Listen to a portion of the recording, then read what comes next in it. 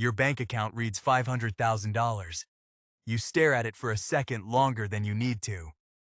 You've never seen that many zeros next to your name before. And for one afternoon, you let yourself believe the fantasy. I never have to work again. I can just sit here, do nothing, watch the number take care of itself. But, is that actually true? Here's the question nobody asks before they ask it. What does $500,000 actually pay you? Every year, forever, without you touching a single dollar of the original pile. Because living off it and having it are two completely different math problems. And most people only ever solve the second one. Start with the number everyone quotes, but almost nobody understands.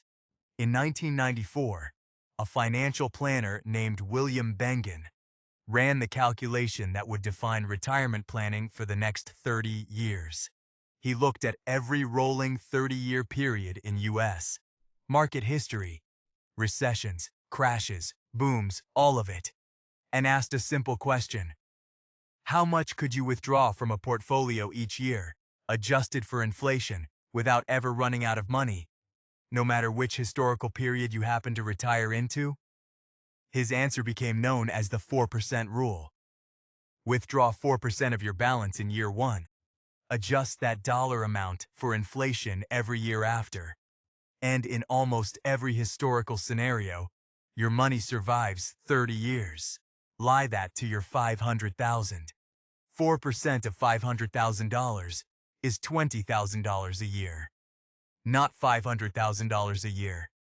Not even close.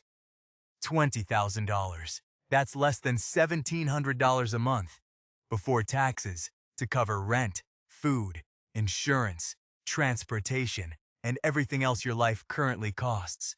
4 years later, 3 finance professors at Trinity University, Philip Cooley, Carl Hubbard, and Daniel Walls, ran the same kind of test independently, using different portfolio mixes and time periods.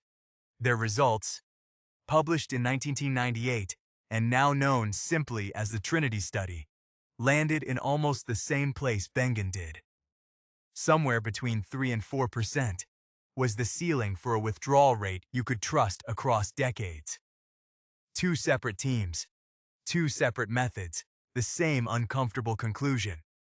$500,000 was never designed to hand you a comfortable salary.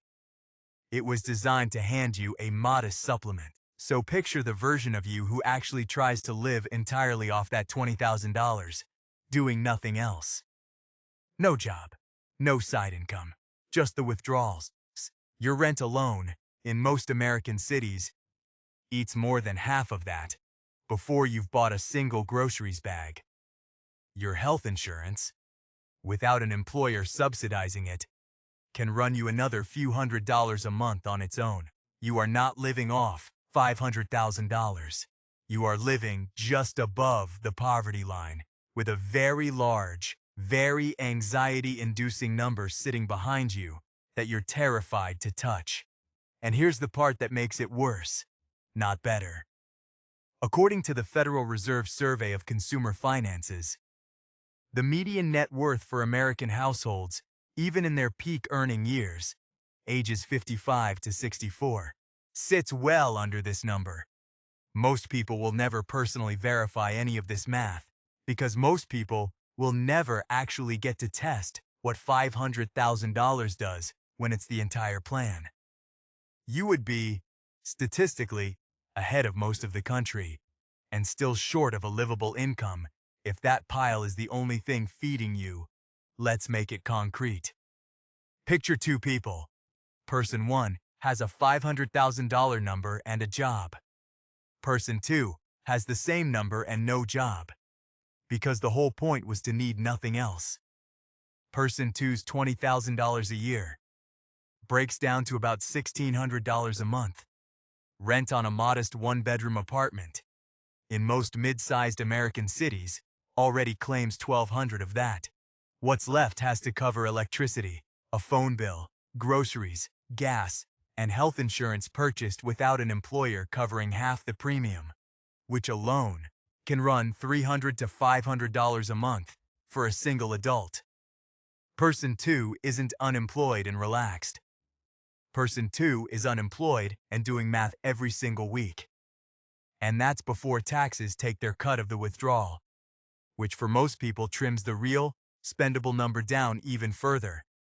Person 1, meanwhile, still has a paycheck stacked on top of that same $20,000. Same balance. Same portfolio. Completely different life. The $500,000 didn't change between them. What changed was whether it had to carry the entire weight of a life by itself, or whether it was allowed to just be one supporting piece of a bigger structure. Now, here's the counterintuitive twist, the one that flips the entire framing of doing nothing. Sitting on that money isn't neutral. It isn't doing nothing in any real sense. Every year you hold $500,000 in cash and slowly bleed it down for spending money. Inflation is doing something to it, whether you act or not. At a long-run average inflation rate of roughly 3% a year, the purchasing power of an untouched, non-invested $500,000 is cut roughly in half in about 24 years. Doing nothing isn't a stable state. Doing nothing is a slow leak. The number on the screen might not move, but what that number can actually buy you keeps shrinking every single year you don't put it to work. This is where the 4% rule quietly reveals its real assumption. Bengen and the Trinity researchers were never describing a pile of cash sitting in a checking account. They were describing an invested portfolio, a mix of stocks and bonds, growing while you withdraw from it, so that the growth partially refills what you take out. Vanguard's research on what's called sequence of returns risk makes this even clearer. The order in which your investment returns arrive matters almost as much as the average return itself. A portfolio that drops sharply in your first few withdrawal years can fail, even if its long-term average return looks perfectly healthy on paper, simply because you were forced to sell more shares at low prices to generate the same income. $500,000 sitting in a savings account earning next to nothing isn't following the 4% rule. It's ignoring the exact mechanism that makes the 4% rule work at all.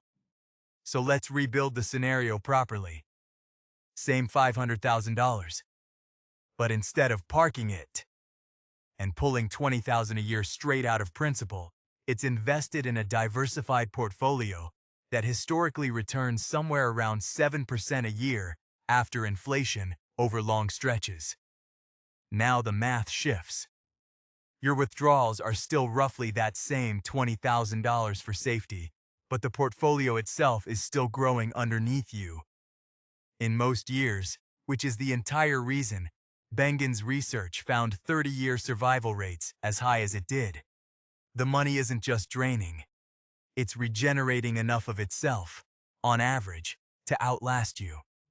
That's the difference between a pile of money you're spending down and a machine that pays you a wage. Even then, notice what this version of doing nothing actually requires. It requires you to have invested correctly in the first place. It requires you to not panic sell. During the inevitable years, the market drops 20 or 30%, which, according to that same body of retirement research, is one of the single most common ways people accidentally sabotage an otherwise survivable withdrawal plan.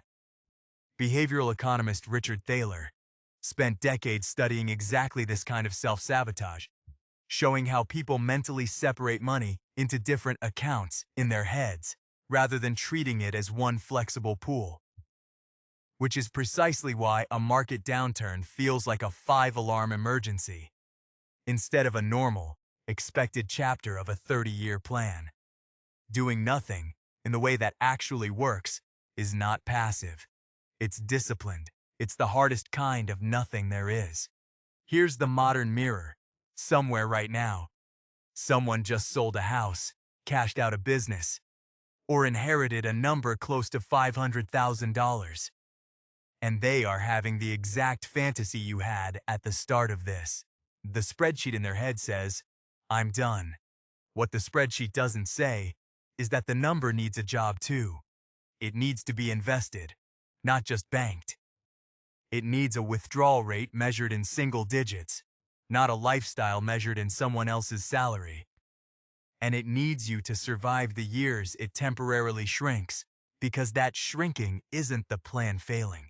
Historically, it's the plan working exactly the way Bengen's research said it would.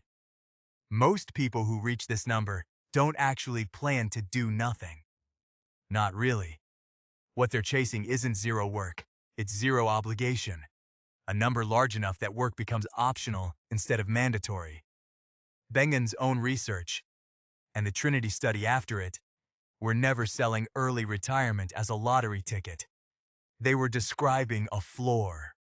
A number that, invested properly and withdrawn carefully, keeps you from ever going to zero. Whether that floor is enough to build a full life on, or just enough to build a safety net under a smaller part-time version of one, depends entirely on what the rest of your income looks like. $500,000 can be the whole plan for almost no one, and a very good piece of the plan for almost everyone. Your bank account still reads $500,000. But you understand something now that you didn't understand an hour ago. That number was never a finish line. It was never a permission slip to do nothing. It's a modest, fragile machine that only pays you a real wage if you keep feeding it the one thing it actually needs from you. Not your labor, but your patience.